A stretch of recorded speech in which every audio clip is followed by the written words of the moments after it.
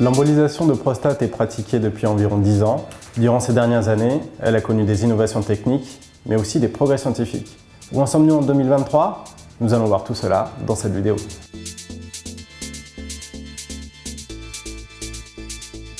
Une publication récente de juillet 2022 sur 311 patients rapporte que lorsque l'embolisation est réalisée par une équipe experte, on observe un taux abaissé de complications, c'est-à-dire des complications à la fois moins nombreuses et moins fréquentes. On observe désormais moins de 3% de complications qui sont des complications mineures, il n'y a plus de complications majeures.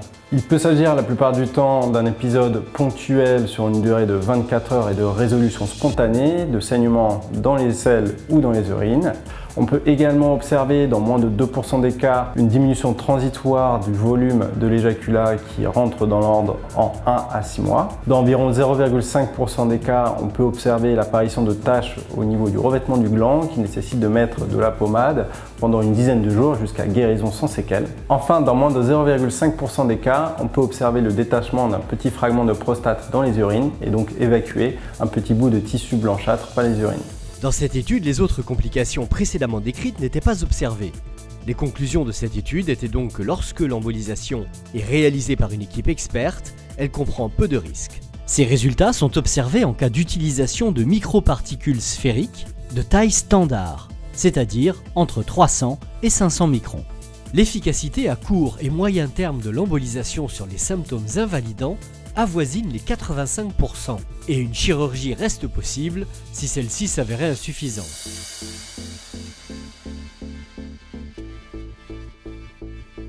La voie d'abord classique en embolisation est la voie fémorale.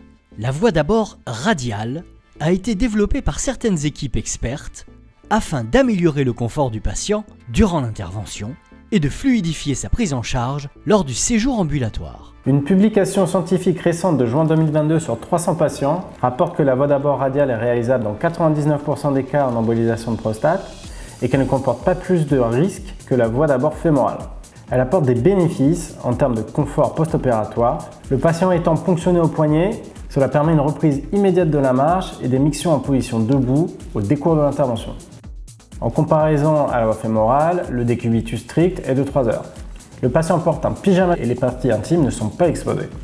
Autre avantage, il n'y a pas besoin d'arrêter les anticoagulants ou antiagrégants plaquettaires avant une embolisation par voie radiale, car le risque d'hématome menaçant du point de ponction est nul. Enfin, la durée du séjour ambulatoire est raccourcie, le point de ponction se refermant en 45 minutes suite à une compression à l'aide d'un bracelet dédié, le patient quitte l'établissement de soins 1 heure après la fin de l'intervention. Les complications du point de ponction radiale se résument principalement par la survenue d'un hématome de faible abondance. Il est observé dans 10% des cas, aucune autre complication, notamment grave, n'a été observée.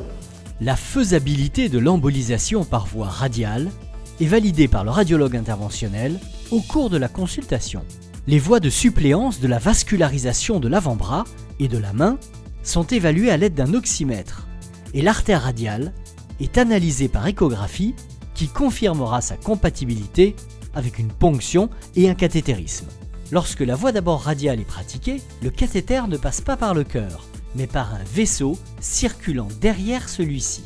Le passage emprunté est l'artère sous-clavière, puis l'aorte et les vaisseaux pelviens.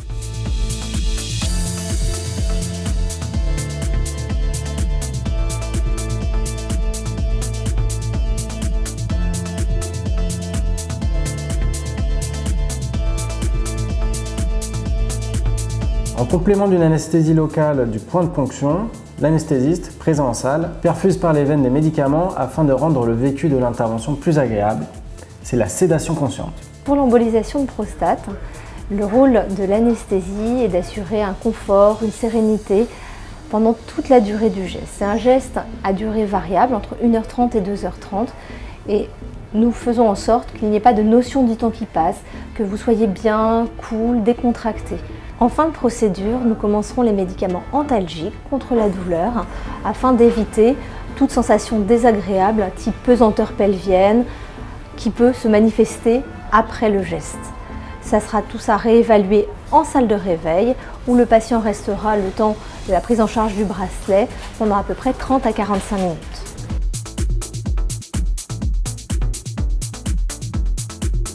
À ce jour, il n'est pas prouvé que des particules sphériques de plus petit calibre que le calibre standard procurent une amélioration plus importante ou plus durable des symptômes. Une étude randomisée parue en 2019 comparait les résultats de l'embolisation de prostate en utilisant des microparticules sphériques de petite taille, c'est-à-dire entre 100 et 300 microns, en comparaison à la taille standard, c'est-à-dire entre 300 et 500 microns. On ne retrouvait pas d'efficacité supérieure avec l'utilisation de microparticules de petite taille. En revanche, on observait des suites post-opératoires plus marquées et des complications plus fréquentes. Les résultats de cette étude concordaient avec les conclusions similaires des précédentes études, statistiquement moins robustes. Également, l'usage de la colle biologique comme agent d'embolisation ne semble pas procurer plus d'amélioration de symptômes que les particules standards. Une autre publication récente portant sur l'embolisation à la colle rapportait un taux de complication de 22%. Les microparticules non sphériques n'étant plus utilisées en France, depuis plusieurs années, les publications les concernant ne sont pas développées ici.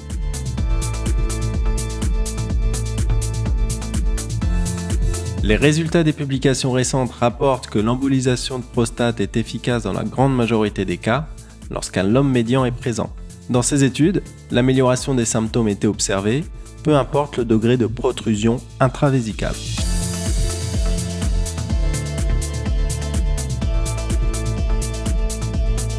Des résultats sur la durabilité à long terme de l'efficacité de l'embolisation de prostate ont été publiés par chacune des deux équipes pionnières ayant initié la pratique de cette intervention en 2011 et 2012. Concernant le recul après embolisation de prostate, nous disposons de deux publications effectuées par les équipes pionnières ayant développé la technique. Une publication datant de 2021 par l'équipe brésilienne rapportait un recul après 8 ans. Et donc après 8 ans, environ 75% des patients traités qui étaient guéris initialement le restaient. Une publication de 2022 par l'équipe portugaise sur environ 1000 patients rapportait elle un recul à 10 ans. À 5 et 10 ans, nous avions 10 et 22% des patients qui, initialement traités et guéris, nécessitaient une deuxième séance d'embolisation car ils présentaient une récidive des symptômes. En complément, une faible proportion des autres patients optaient eux pour une chirurgie.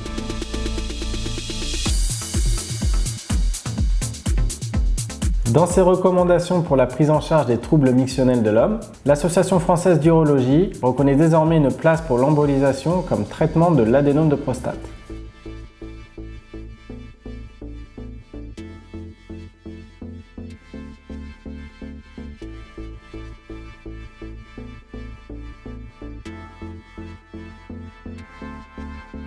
Lorsque le patient est porteur d'un cancer à un stade précoce, le traitement proposé est une surveillance dite active.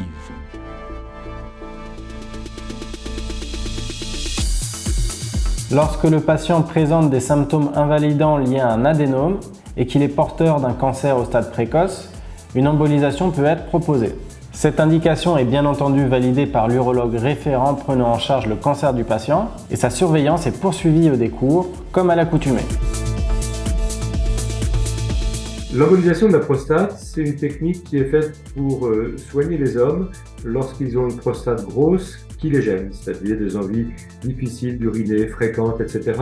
Et pour éviter, autant que faire se peut, une opération de prostate parce que l'embolisation protège un peu plus la vie sexuelle que la chirurgie traditionnelle de la prostate. Le problème se pose parfois lorsque ces hommes ont dans la même prostate un adénome qui les gêne, c'est la prostate qui est grosse, c'est bénin, ils ont des problèmes urinaires pour ça, mais en même temps, on trouve des petits foyers de cancer dans la prostate. Là, il y a deux possibilités. Soit il s'agit d'un cancer agressif, c'est un cancer qui risque d'évoluer mal et de les tuer, là, il n'y a pas de place pour l'embolisation. Par contre, et c'est à peu près la moitié des cancers actuellement en France, si on découvre des petits foyers de cancer que l'on dit non significatifs, qui n'ont de cancer que le nom en fait, puisque ce sont des formes naturelles, pour être simple, de vieillissement de la prostate avec le temps. Ce sont des petites formes de cancer qui n'évoluent pas, ne tuent pas les gens, ne font pas métastase, qui restent dans la prostate. Là, ces petites formes de cancer n'empêchent pas de pouvoir faire une embolisation. L'embolisation ne va pas les rendre plus agressifs et ne va pas les modifier. Et donc, on peut avoir une embolisation d'un homme qui a un adénome de la prostate et des petits foyers de cancer non significatifs. Il va à la fois être amélioré sur le plan des symptômes et parfois, on aura la chance de voir disparaître ces petits foyers de cancer non significatifs. Mais Pour être précis, l'embolisation n'est pas le traitement de ces petits foyers de cancer non significatifs. C'est le traitement de l'adénome qui explique les symptômes urinaires, les difficultés pour uriner. Mais quand on trouve à la fois un adénome et un petit cancer non significatif, on peut faire une embolisation et parfois on a à la fois une disparition des symptômes et une disparition de ces petits foyers de cancer.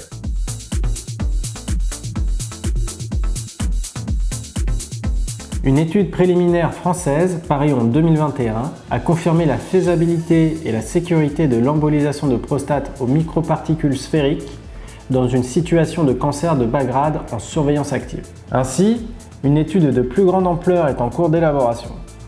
Si celle-ci est mise en place, elle sera menée dans plusieurs centres en France. Elle évaluera l'efficacité oncologique à court, moyen et long terme de l'embolisation sur ces cancers de prostate au stade précoce, en surveillance active, et comparera leur évolution à celle observée en prise en charge standard.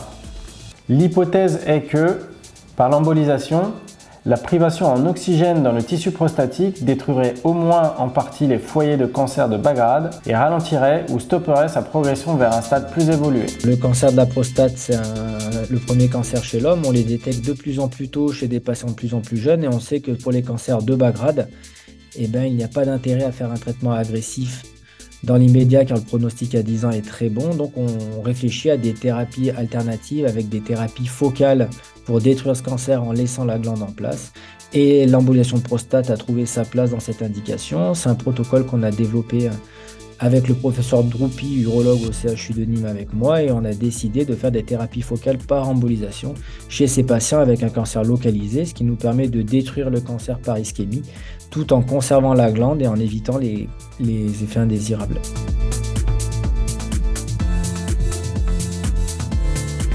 Concernant le cancer de prostate focal à un stade plus avancé mais curable, le traitement curateur de référence est la chirurgie ou en alternative la radiothérapie externe ou la curithérapie.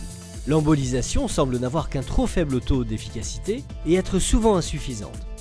Une étude sur 12 patients rapportait après embolisation 16% de destruction complète du cancer, 42% de destruction partielle et 42% d'inefficacité totale. Des traitements conservateurs sont en cours d'évaluation. La destruction focale par fibre laser, par cryothérapie ou encore par électroporation irréversible.